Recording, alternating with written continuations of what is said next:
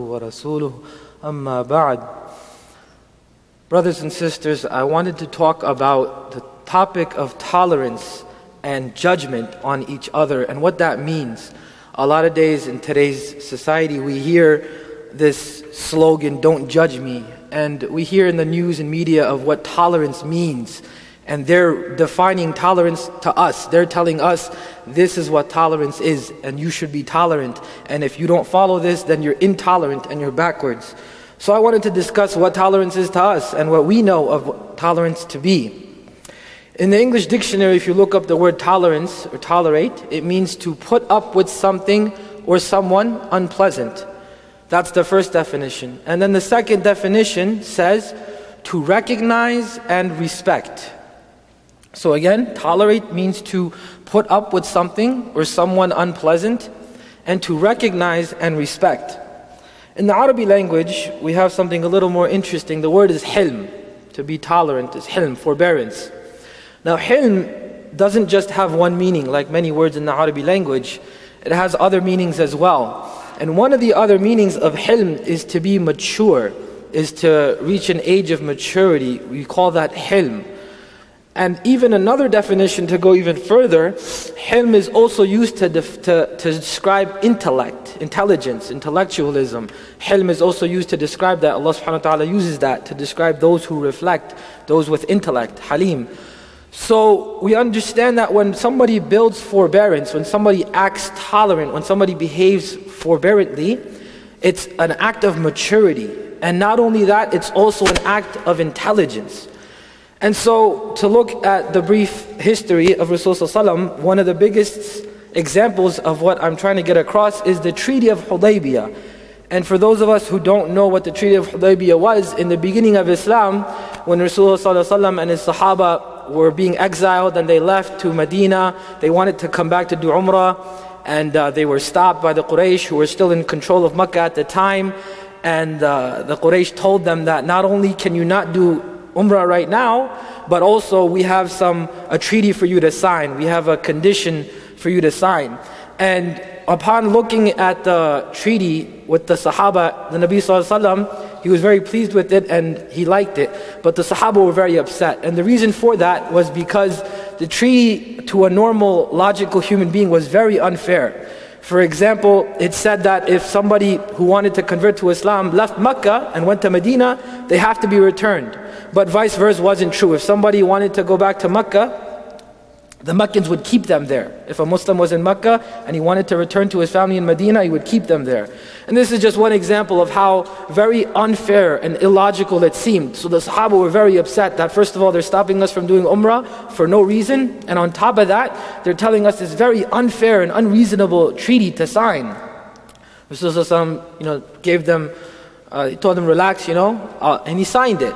And subhanAllah, that same treaty that the Quraysh were so happy about, that they thought they tricked the Nabi Sallallahu Alaihi Wasallam, that same treaty that they were so happy about, that they thought they had the upper hand because all these unfair conditions, was the same means that provided many, many people to become Muslim. Because what happened was when a person went to Mecca and wasn't returned, he didn't leave his Islam, he practiced his Islam in Mecca. And people saw the beauty of Islam and they started asking about Islam more. Whereas when somebody went to Medina and returned, it wasn't a problem. So that same concept that they thought would help them because they were being unfair and mean and cruel to the Muslims was the same means that Allah subhanahu wa ta'ala used to make many kuffar Muslim, because they had now a company of Muslims who were practicing. So we learn from this story that when we practice tolerance, not only does Allah subhanahu wa ta'ala become pleased and inshallah we gain good deeds and so on and so forth, but tolerance is such a thing that at the time we cannot see its benefits. At the time we're very angry and we get upset and we get emotional, and logically it doesn't make sense, because human beings, we have a limited vision. We cannot see into the future. We cannot see alimul ghaib. Only Allah subhanahu wa ta'ala can see that. And the same one that can see that is telling us how to behave, because He can see things that we can't. He tells us in the Quran, I know that which you don't know. He told the Malaika and He told us the same thing. He knows things that we don't know. So just be patient, be forbearant. Another story of Rasulullah was that Rasulullah when he was established and he had power, an A'rabi, a Bedouin, a person who didn't know, was unsophisticated. He came to the Nabi ﷺ after a war, and he started tugging on his clothes. And he's very disrespectful. Sahaba got very angry. What are you doing?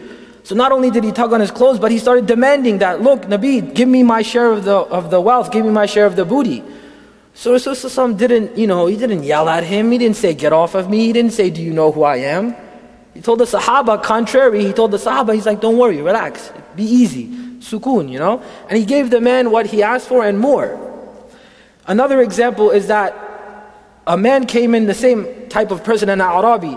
He came into the Masjid Nabi, Masjid Nabawi, and Rasulullah and some Sahaba were there. And he went into the corner and he started urinating. Many of us know this story. He started urinating in the corner, so the Sahaba got really mad. This is the masjid, and he's urinating. This is a very dirty act. It smells, it's filthy. What are you doing? So they were ready to chop his head off. So the Nabi ﷺ, calmed them down, relax, don't worry. So not only did he tell them, don't worry, he said, let him finish. Don't bother him, don't yell at him, let him finish. So the man finished his business. And afterwards, Rasulullah ﷺ, talked to him, so on and so forth. But what we realize from that is, had somebody said something to that man while he was doing that action, the dirtiness would have spread all over. He would have turned around, it would have spread, it would have gotten on people, it would have gotten in a bigger area. So Rasulullah told them, just leave him alone, let him finish, let it be in one area, we can clean it afterwards. And afterwards he talked to the man. And later on, that same man was sent to Yemen, was sent away from the Muslims at the time to go and spread Islam. And he was given a high status, because this wasn't just for any old Muslim, this was a position of status. So we realize the benefits of being tolerant. Had Rasulullah yelled at this man or scolded him, or the Sahaba beaten him up, maybe he wouldn't have liked Islam, maybe he wouldn't have accepted Islam, maybe he wouldn't have been a means for other people to become Muslim. Another thing about judging others is that, a lot of times we hear people, they say, don't judge me, because they want to be comfortable in their sins. But at the same token, we see a lot of Muslims who see another person sinning, or maybe doing something that they're not used to seeing, and they get very upset, and they start, feeling low about that person in their heart, and talking and backbiting and slandering. And even if they don't slander, just that ill feeling, that suspicion that we build, that's something that's not supposed to happen. In fact, quite contrarily, when a Muslim sees another Muslim sinning or doing something that doesn't look right, he's supposed to make 70 excuses. Now the number 70 is not literal in the Arabic language, it just means a lot. It means like, we say a million in English, like $1 million, just like a lot. So that 70, it just means a lot, enough that you cannot run out of excuses. So for example, if you see somebody with a bottle of beer in their hand, make up an excuse for that brother. Say maybe he picked it up off the floor and he's throwing it away, or maybe he doesn't know better, or whatever. Think of an excuse and let it go. And oftentimes what happens is we're so heedless, we're so lost of our own sins, we're so quick to forget and forgive ourselves, and we're so quick and easy to judge others, that we completely forget what we've done and what we're doing, and the sins that we commit day in and day out. One of the most brilliant things that I've read was Hazrat Luqman, upon being asked one of his secrets, like he was known as Luqman the Wise. So upon being asked, some nasiha, like how have you come to be the way you are, he said very simply, he said, look, what I do is when I see people, if I see something that I don't like in them, I see a fault in them. This person does this person looks like that, this person does that. Instead of thinking that person does such and such thing, I think to myself, the same way that I'm looking at that person for doing that thing, if I was to do that action, somebody's going to look at me that same way. It's no different. So instead of me worrying about what I think about that person, let me work to protect myself from other people looking at me like that. So let me save myself from that sin, or from whatever that is that I don't like to see in other people. And by this, he said this was his greatest wisdom. This was his golden rule, if you will. Allah subhanahu wa ta'ala tells us in the Quran that يَا أَيُّهَا الَّذِينَ آمَنُوا إِذَا قِيلَ لَكُمْ تَفَسَّحُوا فِي الْمَجَالِسِ فَافْسَحُوا يَفْسَحَ اللَّهُ لَكُمْ. That, O you who believe, when you're told to make room in an assembly, make room, spread yourselves, and Allah subhanahu wa ta'ala will make room for you. And the Mufassirin explain this by not only just physically, if somebody's to join a gathering and you open up the gathering for him physically, that's one thing. But oftentimes we physically make room, but we forget to mentally open ourselves. We forget to open our heart to that Muslim brother. A lot of times we're ignorant of other madhahib, so we think this person is doing something wrong, when in actuality he's doing something right. In Islam we have a big understanding of different but right. Two opinions can both be correct, and oftentimes we forget this fact.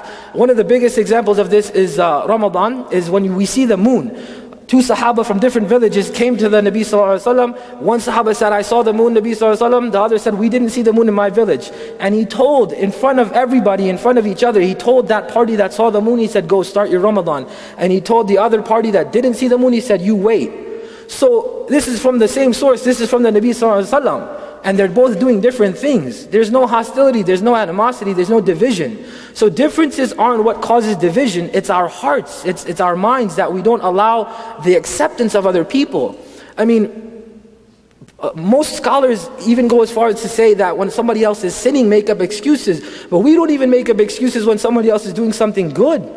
I mean, people pray namaz and afterwards, or salah, and people come afterwards and criticize their salah. People pray a different way or recite Quran a different way. Somebody may be ignorant of that and they get upset about that. In fact, Hazrat Umar radiallahu anh, this happened with him, that some Sahaba was reciting Quran in salah, and during the salah he recited it a different way. There's different ways to recite the Quran, they're all correct. And so after finishing the salah, Hazrat Umar was very angry. And he said, how dare you recite the Quran like this? Don't you know it's not supposed to be like this? And the man said, no, this is the way we recite, it's okay. So he said, okay, come with me to the Nabi sallallahu alaihi wasallam. So Nabi sallallahu alaihi wasallam said, you recite the way you're reciting. Hazrat Umar explained the situation to him. He said, recite. And so he recited. So Sallallahu said, ahsant. Now he said, Hazrat Umar, you recite. Hazrat Umar recited. He said, ahsant. So both were correct. There's no cause for dissent in differences. And if you don't know, give the person the benefit of the doubt. The majority of us, including me, are not scholars, and we don't know all the different ways, all the different madhahib, all the different of opinions of the schools of thought. So if we see somebody doing something good but we don't know, give that person the benefit of the doubt, inshallah. In fact, it comes in a poem that the poet in Arabic, he swore by Allah and he said,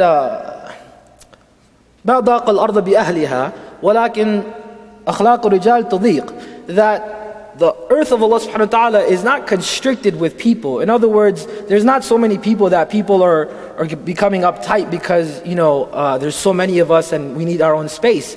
Walakin, he says, but the reality is that akhlaq al-rijal, the character, the mannerisms, the character, the behavior of mankind is what's constricted. In other words, it's not the space that's constricted, it's our hearts, that we don't open up for each other. One of the most good story that I heard recently in modern times from my teacher was that he used to go on Jamaat. And Jamaat, for those of you who don't know, it's just a group of Muslims who go around to different areas and try to give da'wah to Muslims, try to bring Muslims back to the masjid, back to Sirat al-Mustaqim, inshallah. And so he went on this Jamaat, and there was a gathering of people, maybe 40, 50, 100 people, I don't know.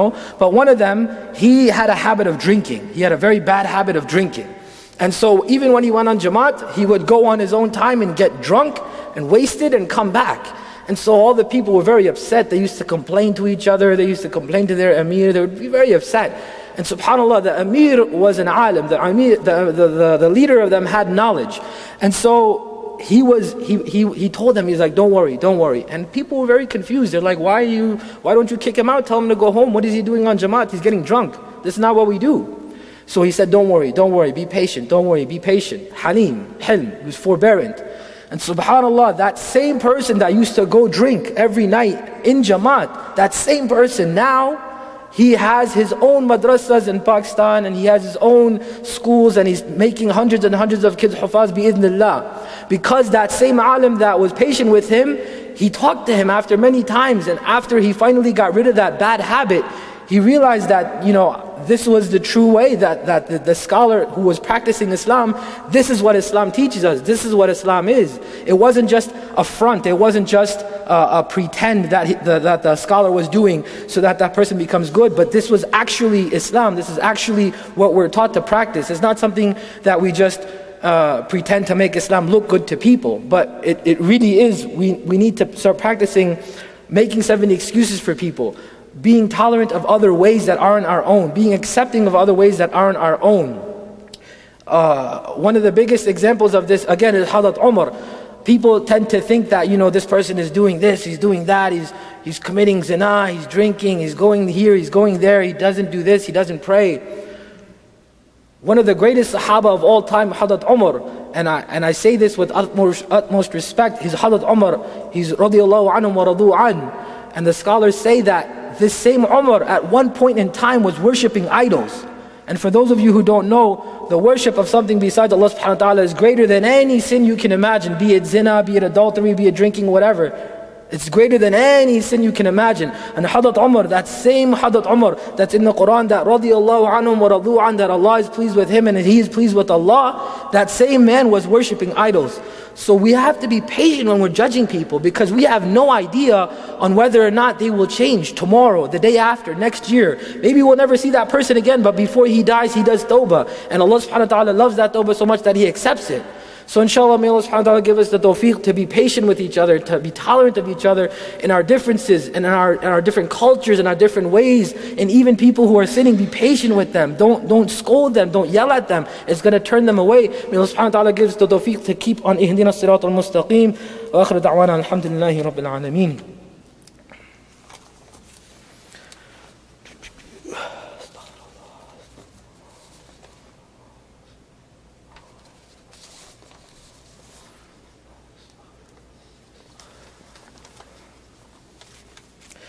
الحمد لله يستعينه واستغفره ونعوذ بالله من شرور أنفسنا من يهده الله فلا مضل له ومن يضلل فلا هادي له وأشهد أن لا إله إلا الله وحده لا شريك له وأشهد أن محمدا عبده ورسوله أرسله بالحق بشيرا ونذيرا بين يدي الساعة من يطع الله ورسوله فقد رشد ومن يعصهما فإنه لا يضر إلا نفسه ولا يضر الله شيئا أعوذ بالله من الشيطان الرجيم إن الله وملائكته يصلون على النبي يا أيها الذين آمنوا صلوا عليه وسلموا تسليما اللهم صل على محمد عبدك ورسولك وصل على المؤمنين والمؤمنات والمسلمين والمسلمات وبارك على محمد وأزواجه وذريته.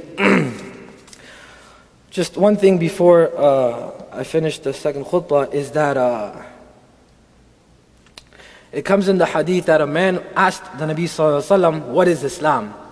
And the Nabi sallallahu alaihi wasallam explained to him that Islam is salah, zakat and Sawm. It's praying 5 times a day, salah, fasting in the month of Ramadan, which is fard, and the mandatory giving of zakat on those who it's obligatory on. And the man asked, he said, if I do nothing more and nothing less than this, nothing more, nothing less, no nafil, no charity, no extra fasting, nothing more, but nothing less. I make sure I do all my 5 prayers, I never miss a fast in Ramadan, and I pay zakat when it's due. He said, if I do this, am I okay? Am I good to go? Rasulullah said, if you do that, you're good to go. That's it. And this is hadith. This is in, I believe, Muslim or Bukhari, one or the other. This is a sahih hadith. And the point I'm trying to bring up with this hadith is that when somebody is doing just the bare minimum of salah, zakat and siyam, that is enough that the Nabi sallallahu alaihi wasallam is pretty much guaranteeing that person Jannah. Just the bare minimum. So when we get on each other for not doing this and that and going above and beyond, and we start having ikhtilaf in our heart about each other because this person didn't pray 20 rakats and this person prayed 8 rakats of taraweeh, or this person is not fasting on a nafil fast and I am, and so on and so forth. A reminder for ourselves is that when you look down upon somebody for a sin and you don't ask for forgiveness, or you don't astaghfar for that, when you look down upon somebody like that person is doing such and such sin, I don't do that sin, I'm better than him. Allah subhanahu wa ta'ala tells us that we're not going to die except we're going to fall into that same sin. If you don't, inshallah, Allah save us from that, we do tawbah. But when we look down upon people for their sins or their situations that they're in, Allah subhanahu wa ta'ala tells us that He's not going to take our soul until we fall into that same exact sin. And believe me, brothers, believe me, this is true. By my own 2 eyes, I'm a witness of this.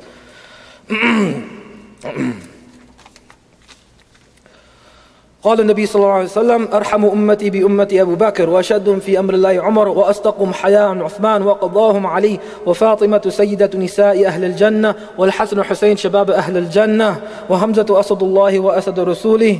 الله الله في أصحابي لا تتخذوهم غرضا من بعدي فمن أحبهم فبحبي أحبهم ومن أبغضهم فببغضي أبغضهم وخير أمتي قرني ثم الذين يلونهم ثم الذين يلونهم. وبالسلطان ظل الله في الأرض من أهان سلطان الله في الأرض أهان الله. إن الله يأمر بالعدل والإحسان وإيتاء ذي القربى وينهى عن الفحشاء والمنكر والبغي يعظكم لعلكم تذكرون. اذكروا الله يذكركم وادعوه يستجب لكم ولذكر الله أكبر والله يعلم ما تصنعون. أقم الصلاة.